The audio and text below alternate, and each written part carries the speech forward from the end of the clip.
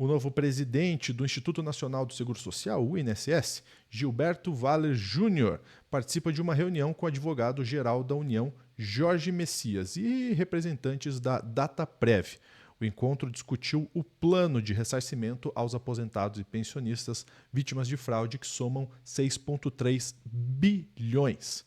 Mas quem será que de fato está envolvido nessa fraude? É o que a gente vai ver agora no Plantão do Meteoro.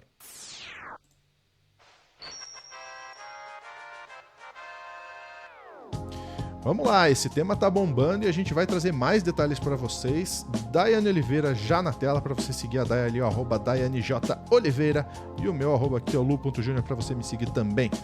Vamos lá, Dai, mais esse tema aí importante a gente continuar falando para ver o que vai se desdobrar disso aí, né? Pois é, Lúcio.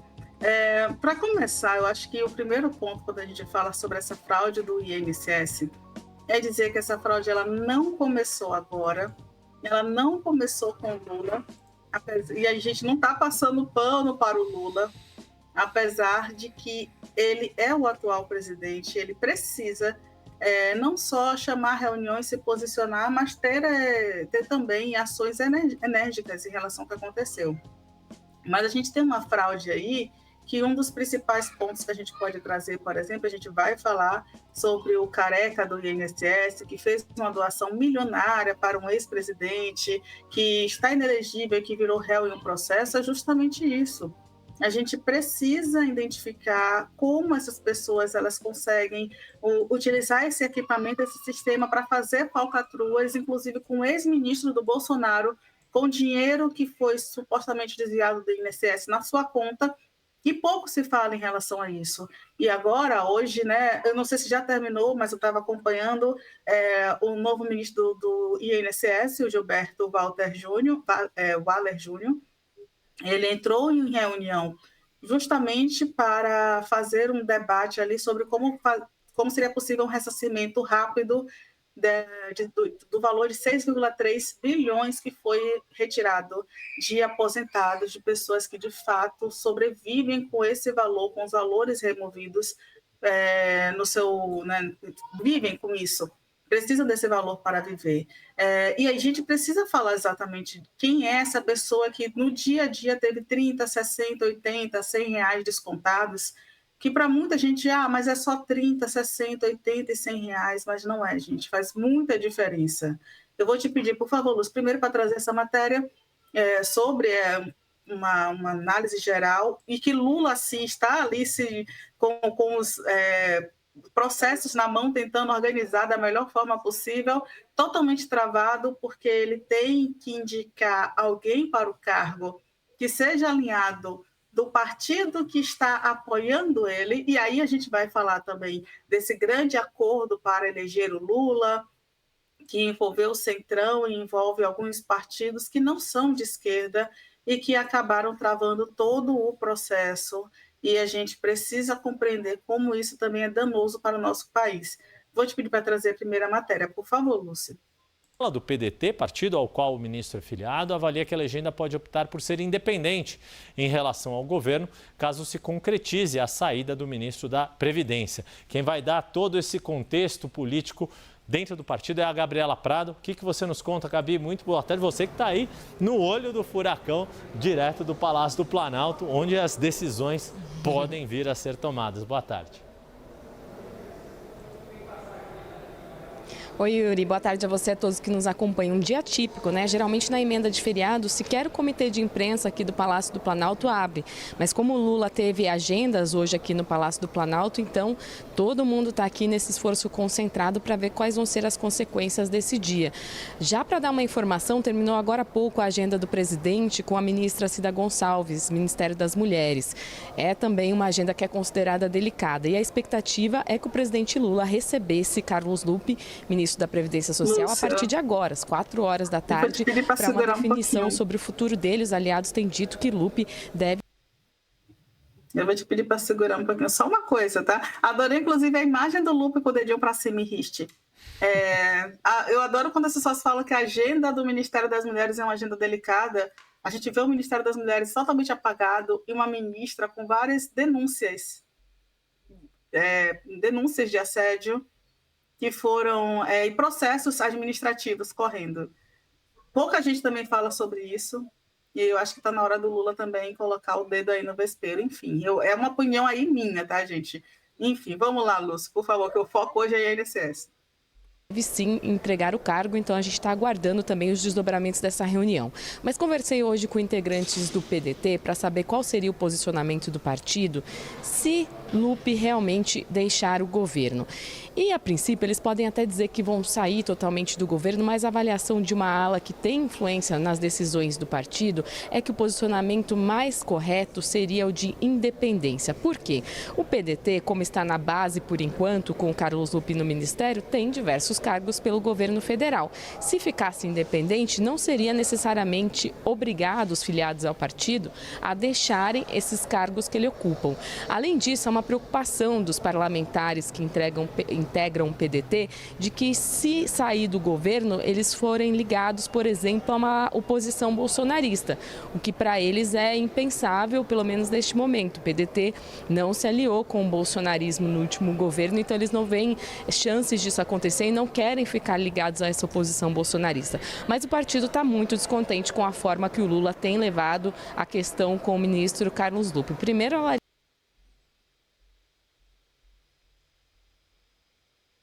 Pois é, Lúcio, essas são as principais informações aí dessa relação do Lupe com o partido e com o Lula. Vou voltar a falar uma coisa, é importante que a gente entenda que isso é anterior a Lula e a Lupe, logicamente.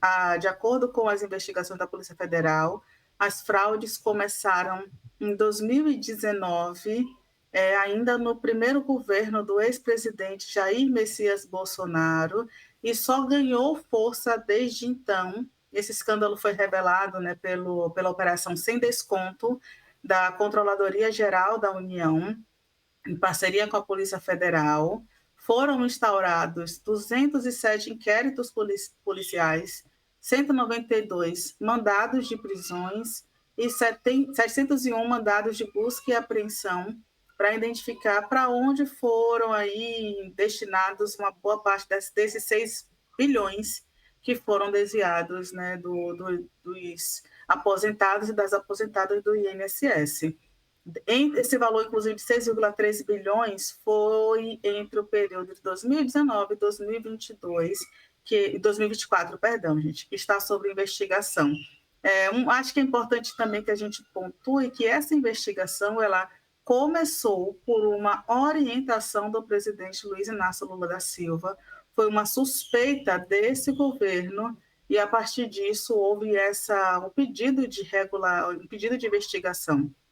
E daí descobriu-se. Eu gosto muito, inclusive, tem uma entrevista, eu acho que é com a Dilma Rousseff, eu não sei se é com a Dilma ou se é com o Lula, e alguém fala assim, mas no seu governo descobriu muitas fraudes, não sei quem. E aí esse presidente ou ex-presidente do PT responde, porque foi investigado, que antes não se investigava. E essa resposta eu acho que é muito interessante, traz exatamente esse olhar para o que está acontecendo agora, Lúcio. Inclusive, porque eu vou te pedir para abrir a matéria do Terra, que traz uma figura muito peculiar, que é uma das pessoas que está sendo apontada aí pela Polícia Federal como uma figura central nas investigações, é o Antônio Carlos Camilo Antunes, que é conhecido como Careca do INSS, que é alguém que estava ali, que contribuiu com cerca de com valor, né, muito alto, com 1 milhão ali para a conta de Bolsonaro. Foi alguém ali que estava participando de doações no seu processo ali eleitoral, e é uma das figuras aí que a Polícia Federal aponta que fazia o gerenciamento das instituições para associações e instituições que retirariam dinheiro desses aposentados a partir dessa liberação de dados que o INSS entregaria. É muita coisa, gente. É muita coisa. Vale lembrar que, enquanto isso, né, enquanto a gente tem aí o Bolsonaro, o Lula sendo super cobrado, e tem que ser cobrado mesmo, porque ele é o presidente atual, a gente tem pessoas como o Careca da INSS, o Bolsonaro, aí, né, uma turma aí, sendo ignorados por boa parte da imprensa, infelizmente. E é isso, desculpa, gente, eu falei 1 milhão, mas não, gente, é só R$1. o cidadão abriu o processo ali e registrou que ele fez uma doação de R$1. Exatamente, R$1. É isso, Lúcio. A sua cara é isso. Ele fez uma doação oficial de R$1. Estranho, né? Tem outro nome, mas eu não posso falar, porque eu... Né? Estranha pouco. E aí eu vou te pedir uma coisa, Lúcio. A gente lembra, né, que o Lula era sindicalista, ele vem da base sindical dos trabalhadores, e o irmão dele continuou como sindicalista. Eu vou te pedir para abrir outra matéria. Por quê? Porque o irmão do Lula, ele é uma das principais pessoas também que vem denunciando o que acontece, né, no momento do INSS, e recentemente ele disse justamente isso. Ele informa que o INSS dispensou a exigência de biometria para sindicato. O irmão do Lula fez denúncias em relação ao INSS e agora a gente tem a matéria do CNN que informa que o INSS dispensou a exigência de biometria para o sindicato de irmão de Lula.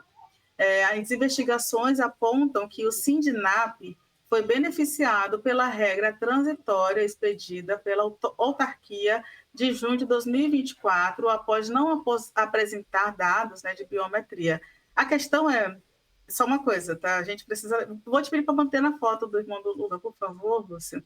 O irmão do Lula recentemente falou que todo mundo tem que ser investigado, fez uma denúncia grande pelo INSS, inclusive porque o INSS é a entidade, é o órgão que precisava regulamentar todas essas transações que vinham sendo feitas, inclusive pelo grande volume de denúncias, já deveria ter sido aberto um processo de investigação muito antes. Minha mãe, por exemplo, é uma das vítimas. Minha mãe foi vítima desse grupo por 2 vezes. Teve um momento que minha mãe teve uma retirada de dinheiro, ela mora na Bahia, mas ela teve uma retirada de dinheiro de uma associação de outro estado, se não me engano foi Pernambuco, e novamente minha mãe teve uma retirada de um valor, se eu não me engano agora de R$60, de uma associação de Brasília, que retira esse valor e são denunciadas. E a partir desse grande volume de denúncia que chegou ao presidente de forma mais recente para abrir essa investigação, que a gente teve acesso agora em abril, e o Lula conseguiu fazer isso, né, mobilizar e a Polícia Federal, etc. e tal, para a gente ter essa resposta agora, mas isso foi depois de muitos anos de denúncias de aposentados que não foram ouvidos. E aí só uma coisa, né? Eu adorei a matéria da CNN, mas é só para lembrar que o irmão do Lula é só mais um dos sindicalistas, que o benefício que foi dado para os sindicatos não precisarem apresentar a biometria dos aposentados foi dado para todos os sindicatos e para todas as associações ligadas que poderiam fazer esse desconto dos aposentados. Então, nessa matéria, o que faz todo sentido a gente lembrar, poxa, olha, mas o irmão do Lula é sindicalista, o irmão do Lula também foi beneficiado, ele não pode só questionar agora o que vem acontecendo, mas é importante a gente entender que, às vezes, também, né, na imprensa, a gente tem pessoas com determinados lados políticos. Inclusive a gente que muitas vezes declara que, olha, nós somos progressistas.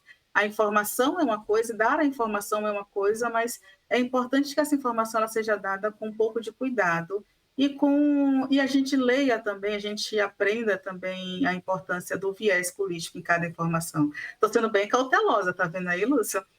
Vou te pedir só para pedir aí só para descer um pouquinho, porque tem uma coisa que é interessante quando a CNN publica, que é o seguinte, né?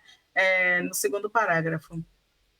Por favor, pronto aí. De acordo com um ofício da Prévia estatal responsável pelos dados previdenciários e pela implementação das exigências técnicas publicadas em 2024, tanto o Sindinap quanto a Confederação Brasileira de Aposentados e Pensionistas não haviam validado a biometria facial dos beneficiários. A biometria é uma exigência para garantir os descontos em aposentadorias e pensões fossem, de fato, autorizados. Essa não apresentação pode ter sido feita por diversos motivos, mas a gente precisa compreender que essa estrutura, né, como é colocado, é como um deslize ali de será que o irmão do Lula não está no meio? Um ponto que é interessante é que o próprio irmão do Lula, adoro chamá-lo assim, já declarou que todas as investigações elas precisam correr e que todas as pessoas culpadas precisam, sim, ser responsabilizadas. Inclusive, eu acho que a gente vai ter breaking news, viu, Lúcio? Eu vou te pedir um Temos. segundo. Temos, né? Já foi confirmado. Vou colocar na tela aqui, ó. Pronto. Lupe deixa Ministério da Previdência, aliás, após escândalo de fraudes no INSS. Número 2, Volney Queiroz será o novo ministro. E tem inclusive as aspas dele aqui, Dai. Entrego na tarde desta sexta-feira a função de ministro da Previdência Social ao presidente Lula, a quem agradeço pela confiança e pela oportunidade, escreveu Lupe em uma rede social.